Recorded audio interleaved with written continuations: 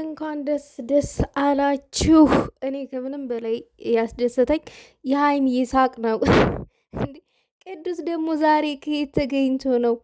ኧረ እንኳን ደስ አላችሁ። የምር የጠፉት ሰዎች ሁሉ ነው ብቅ ብቅ ያሉት። የሀይሚዬ መሄድ አዳዲስ ሰዎች እንዲመጡ አድርጓል። ሰላም ውዶቼ፣ ሰላማችሁ ይብዛልኝ በያላችሁበት ቦታ።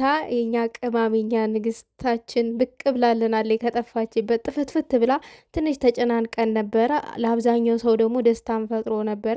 ዛሬ ግን ከጠፋችበት ቦታ ከቸች ብላለች። አማቻችንም ልክ እንደ መጣሽ ነው ልጅ የምንወልደው ብሎም ቃል ገብቶላታል። ሲገባላት ሰምቻለሁ፣ እንደዛ ነገር ማለት ነው።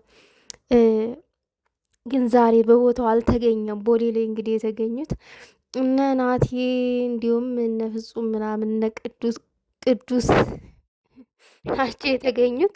እንግዲህ የሆነ ሰፕራይዝ ምናምን ሊያደርጋት ይሆናል ያልተገኘው በቦታው። ግን ስትጨነቁ ስታዝኑ፣ በቃ ስተክዙ ለነበራችሁ አጠቃላይ እንኳን ደስ አላችሁ። ቀማምዬ ስማም ሳቋ ራሱ ይለያል እያልኳችሁ ነው፣ ይለያል። ቅዱስም እንደዛው በቃ በሳቅ ተውጧል፣ የሌለ ማለት ነው።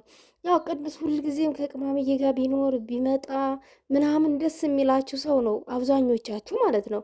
ይሄ የልባችሁ ውስጥ ያለውን የተናገርኩት ያ እዛ ትክታክ ላይ ስለምንትን ስትሉ ስፖስቷቸው ስለማይ እንጂ እኔ ፈጥሬ አይደለም እየፈለሰብኩኝ ምናምን አይደለም። እና እንግዲህ አዳዲስ ሰዎች ያሉ ሰብሰብ ብለው ነው ቅማምዬን አቀባበል ያደረጉላት። በተለይ በቦታው ብሩኬ ቢገኝ አስቡት እንግዲህ የቅማምዬ እንደደረሰች የታለ እሱ ነው ያለች ሁላ ማለት ነው።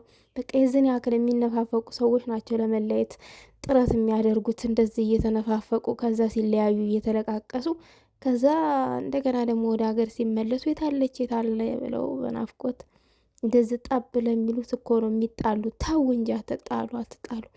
ቢያንስ እንኳን ቻሉት። መቻቻል የሚባል ነገር አለ እናንተ ጋር ግን የለም። ምንም መቻቻል የሚባል ነገር የለም። እና ውዶቼ እንኳን ደስ አላችሁ። ዛሬ እንግዲህ የደስታ ነው።